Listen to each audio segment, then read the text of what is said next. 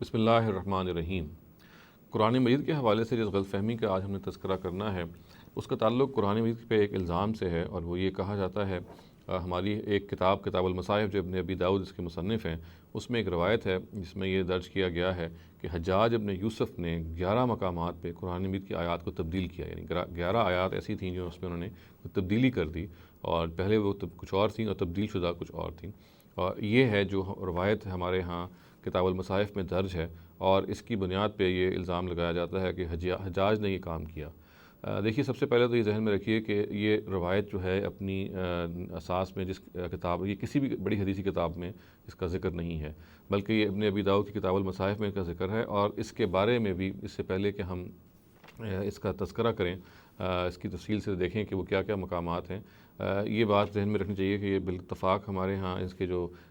ایک راوی ہیں، عباد ابن صہیب ان کا نام ہے، ان کے بارے میں محدثین نے بتایا کہ وہ انتہائی مجروح راوی ہیں اور ان کی کسی روایت کو قبول نہیں کیا جا سکتا۔ تو میں اس کی تفصیل آپ کو بتاتا ہوں، مگر پہلے یہ دیکھیے، میں سارے مقامات تو نہیں پڑھ رہا، مگر چند ایک کی میں آپ کو مثال دے رہا ہوں کہ یہ وہ آیت پہلے کیا تھی اور حجاج نے اس میں تبدیلی کی تو آیت کیا بن گئی۔ میں ان میں سے چند کی آپ کو مثالیں دیتا ہوں۔ چنانچہ جو روایت ہے یہ بتاتی ہے کہ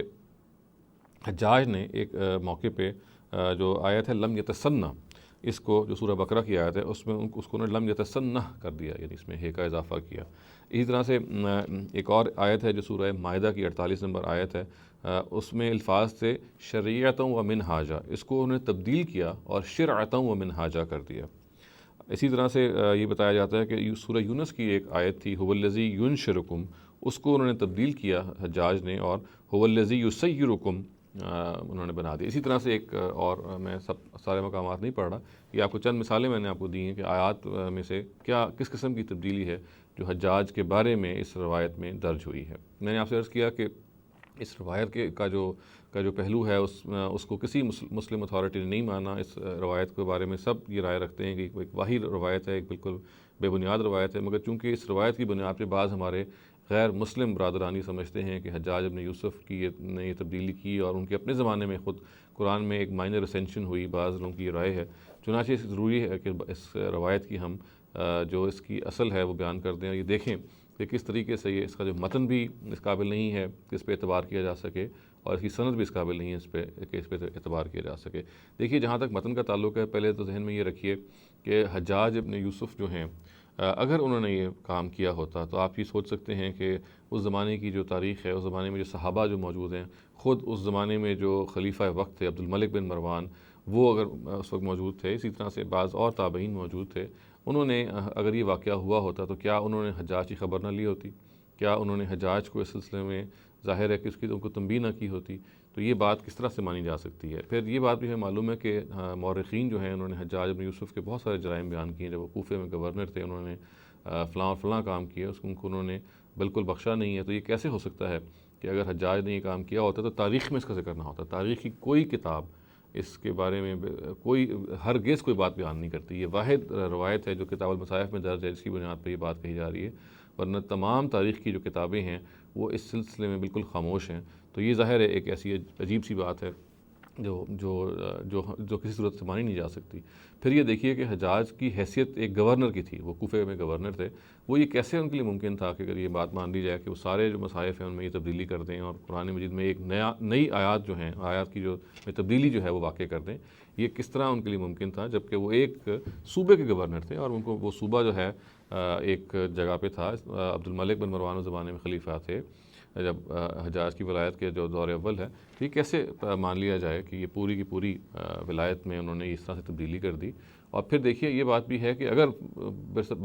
ایک ہم ایسے کہتے ہیں نا کہ برسبیل تنزل اگر اس بات کو مان لیں کہ انہوں نے کام کر بھی دیا تھا، تو ہمیں معلوم ہے کہ قرآن مجید جو ہے وہ بنیادی طور پہ اورلی منتقل ہوا ہے، وہ زبانی طور پہ منتقل ہوا ہے، حفاظ اس کے موجود ہیں۔ تو یہ تبدیلی وہ حفاظ کیسے کر سکتے تھے؟ یعنی اگر یہ بات مان لی جائے تو حافظوں کو جو قرآن یاد ہے اس میں تو یہ تبدیلی بالکل نہیں ممکن ہو سکتی تھی اگر وہ اصل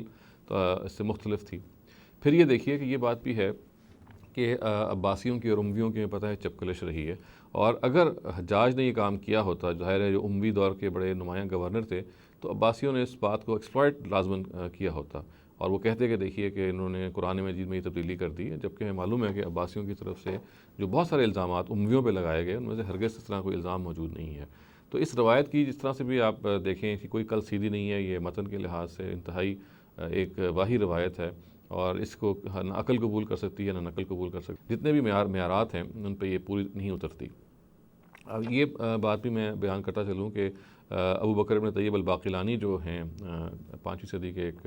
ہمارے بہت بڑے محقق گزرے ہیں، انہوں نے بلکہ اس سے بالکل برعکس حجاج ابن یوسف کے حوالے سے تفصیل سے لکھا ہے مختلف اپنی جگہوں پہ، اور بھی بتایا ہے کہ اس سے بالکل الٹ بات سامنے آتی ہے، اور حجاج نے اپنے دور میں جو قرآن مجید اس دور میں شائع و ضائع ہو چکا تھا، اس کے خلاف انہوں نے کوفے میں اگر یہ دیکھا کہ لوگ کوئی مختلف کتابت کر رہے ہیں، کوئی غلطی کر رہے ہیں، تو انہوں نے سختی سے اس کی سرکوبی کی، اور سختی کے ساتھ یہ کہا کہ یہ ہم بالکل وہ چلنے نہیں دیں گے۔ تو یہ بات بالکل الٹ ہے جو حجاج کے بارے میں نقل ہوئی ہے، یعنی کجا یہ کہ روایت یہ بتایا کہ انہوں نے 11 مقامات پہ قرآن کو تبدیل کر دیا تھا، اور کجا یہ کہ باقلانی نے جیسے اپنے ہاں پوائنٹ آؤٹ کیا ہے کہ دیکھیے انہوں نے لوگوں کو متعین کیا کہ وہ علاقوں میں جائیں اور دیکھیں کہ لوگ مصاحف غلط تو نہیں لکھ رہے، ان کی جو کتابت ہے اس میں غلطی تو نہیں ہے، تو وہ انہوں نے باقاعدہ ایک جیسے کہتے ہیں کہ ایک سرویلنس کا ایک معاملہ تھا، ایک محکمہ تھا جو انہوں نے اپنے ہاں قائم کیا، جو یہ دیکھتا تھا کہ قرآن جیسے کہ وہ ہے اس میں کوئی اس طرح سے غلطی تو نہیں ہو رہی، لکھنے میں غلطی تو نہیں ہو رہی، یا لوگ اس کو غلط پڑھ تو نہیں رہے۔ تو یہ وہ چیز ہے جو حجاج نے عملاً کی، تو اس کی بنیاد پہ ظاہر ہے کہ یہ بالکل ایک افسانہ ہے جو اس کے خلاف کھڑا گیا۔ یہ افسانہ تو وہ ہے جیسے میں نے عرض کیا کہ جو متن ہی قبول کرنے کو تیار نہیں ہے، یعنی ہماری عقل جو ہے اس متن کے حوالے سے بالکل مطمئن ہے کہ یہ ایک ایسا واہی متن ہے، ورنہ جیسا کہ میں نے عرض کیا کہ اگر یہ معاملہ ہوتا تو تاریخ میں رپورٹ ہوا ہوتا، ہسٹری کوئی ایک کتاب اس کو کہتی، صحابہ کرام اس پہ نقیر کرتے، کوئی اور جو اموی خلفاء ہیں وہ اس پہ کچھ نہ کچھ نقیر کرتے، بعد میں آنے والے اگر فرض کیجئے کہ جابر کو اتنا ہم حجاج کو اتنا ہم جابر مان لیں کہ لوگ اس کے آگے خوف زدہ تھے، تو بعد میں آنے والے لوگ اس کو پہ کمپلین کرتے، بعد کے جو مورخین ہیں وہ کچھ کہتے اس کے بارے میں، عباسی جو خلفاء ہیں وہ امویوں کو لعن طعن انہوں نے کی تو اس کو الزام کے طور پہ پیش کرتے۔ تو یہ سب چیزیں ان کی طرف خاموشی بتا رہی ہے کہ یہ بالکل ایک افسانہ ہے۔ نہ صرف یہ کہ متن کے لحاظ سے اتنی واہی روایت ہے جیسا کہ میں نے آپ کے سامنے عرض کیا، اب یہ دیکھیے کہ اس کی جو سند ہے اس کا بھی کیا حال ہے۔ اس کی سند میں ایک صاحب ہے، ان کا نام ہے عباد ابن صہیب، ان کے بارے میں دیکھیے کہ ہمارے ہاں جو محققین ہیں وہ کیا لکھتے ہیں۔ ابن ابی حاتم یہ کہتے ہیں کہ یہ ضعیف الحدیث ہے اور یہ منکر الحدیث ہے۔ ابن سعد اور بخاری جو ہیں وہ یہ کہتے ہیں کہ ترکوہ، یعنی ان کے بارے میں یہ انہوں نے جملہ لکھا ہے کہ لوگوں نے ان کو ترک کر دیا۔ نسائی یہ کہتے ہیں کہ یہ متروک الحدیث ہے، حیثمی یہ کہتے ہیں کہ یہ متروک ہیں۔ اسی طرح سے مقدسی جو ہیں ابو الفضل المقدسی یہ کہتے ہیں کہ ان پر روایات کو گھڑنے کا الزام ہے، تو یہ روایات گھڑتے تھے۔ ذہبی یہ کہتے ہیں کہ یہ واہن ہے، اور یحییٰ ابن معین کہتے ہیں کہ انہوں نے ان کو اس قابل نہیں سمجھا کہ ان سے کوئی چیز بھی نقل کریں، ان سے کوئی چیز بھی نریٹ کریں، کوئی چیز لکھیں۔ تو یہ وہ میں نے چند آپ کے سامنے جملے پڑھے، ورنہ اس میں جرح ان پہ اور بھی ہے جو ہمارے ہاں محققین نے اور محدثین نے اور اہل رجال نے کی ہے، رجال کے جو اسکالرز ہیں۔ میں نے آپ کے سامنے صرف چند ان کے جو کامنٹس ہیں وہ پڑھ کے سنایا تاکہ یہ معلوم ہو جائے اس روایت کی سند جو ہے وہ کتنی زیادہ کمزور ہے، اور اس کی بنیاد پہ کوئی بات بھی اسٹیبلش نہیں کی جا سکتی۔ تو ہم خلاصتاً یہ کہہ سکتے ہیں کہ حجاج ابن یوسف کے حوالے سے یہ جو افسانہ بیان کیا جاتا ہے یا یہ جو روایت بیان کی جاتی ہے کہ انہوں نے قرآن کے 11 مقامات پہ تبدیلی کر دی، یہ انتہائی بے بنیاد اور بالکل ایک جھوٹی روایت ہے، اس کی کوئی اصل نہیں ہے، اور اس کو ہمارے محققین کو دیکھنا چاہیے، متن کے اور سند کے جو اعتراضات ہیں ان کو پیش کرنا چاہیے زوردار طریقے سے، اور یہ بتانا چاہیے ان سارے معترضین کو کہ اگرچہ یہ کتاب المصاحف میں روایت درج ہو گئی ہے، لیکن ہر وہ روایت جو درج ہو جائے وہ اس قابل نہیں ہوتی ہے کہ اس کی بنیاد پہ کوئی حکم بھی لگایا جا سکے۔ یہ ایک بالکل بے بنیاد روایت ہے۔ اقول قولی ھذا واستغفر اللہ لی ولکم ولسائر المسلمین والمسلمات۔